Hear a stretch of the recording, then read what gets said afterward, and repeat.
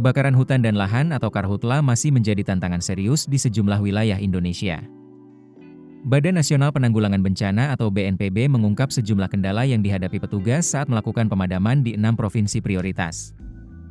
Salah satu persoalan terbesar adalah sumber air yang mulai menyusut. Bukan hanya debitnya yang berkurang, jarak sumber air dengan titik kebakaran juga semakin jauh. Kondisi ini membuat operasi pemadaman menjadi semakin sulit. PLT Kepala Pusat Data, Informasi, dan Komunikasi Kebencanaan BNPB, Berton SP Panjaitan, mengatakan kendala tersebut dirasakan dalam operasi pemadaman melalui jalur darat maupun udara. Untuk operasi darat, petugas menghadapi persoalan akses. Sejumlah titik api sulit dijangkau karena tidak tersedia akses jalan menuju lokasi kebakaran. Akibatnya, medan yang sulit ditembus membuat proses pemadaman menjadi lebih berat. Di saat yang sama, sumber-sumber air di sekitar lokasi juga mulai surut. Jarak antara sumber air dan titik api pun semakin jauh. Persoalan yang sama juga terjadi dalam operasi pemadaman melalui udara. Helikopter waterbombing membutuhkan sumber air untuk mengisi buket sebelum kemudian menjatuhkan air ke titik kebakaran. Namun, sumber air yang digunakan untuk kegiatan tersebut juga mulai menyusut.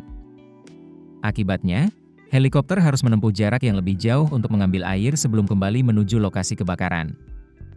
Petugas juga harus menghadapi kondisi angin kencang di sekitar titik kebakaran. Menurut BNPB, angin yang bertiup kencang dapat menyulitkan pilot ketika melakukan manuver helikopter. Apalagi, kondisi di sekitar titik api juga dapat disertai jarak pandang yang terbatas. Situasi tersebut membuat operasi waterbombing harus dilakukan dengan mempertimbangkan kondisi keselamatan dan kemampuan manuver helikopter. Saat ini, BNPB mengoptimalkan operasi darat dan udara di 6 provinsi prioritas. Wilayah tersebut adalah Kalimantan Barat, Kalimantan Tengah, Kalimantan Selatan, Riau, Jambi, dan Sumatera Selatan.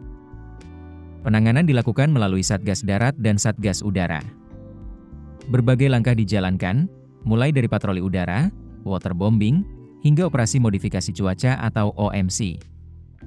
Lalu, kapan operasi modifikasi cuaca dilakukan? BNPB menyebut OMC akan dilakukan ketika terdapat informasi mengenai ketersediaan awan hujan yang memungkinkan. Jadi, pelaksanaan OMC sangat bergantung pada kondisi meteorologis di wilayah yang menjadi sasaran. Jika terdapat awan yang memungkinkan untuk dilakukan modifikasi cuaca, operasi dapat dijalankan sesuai kebutuhan. BNPB meminta masyarakat ikut mencegah kebakaran agar tidak semakin meluas. Masyarakat diimbau tidak membuka lahan dengan cara membakar. Selain itu, masyarakat juga diminta tidak membakar sampah sembarangan. Download aplikasi Kontan sekarang di App Store atau Play Store.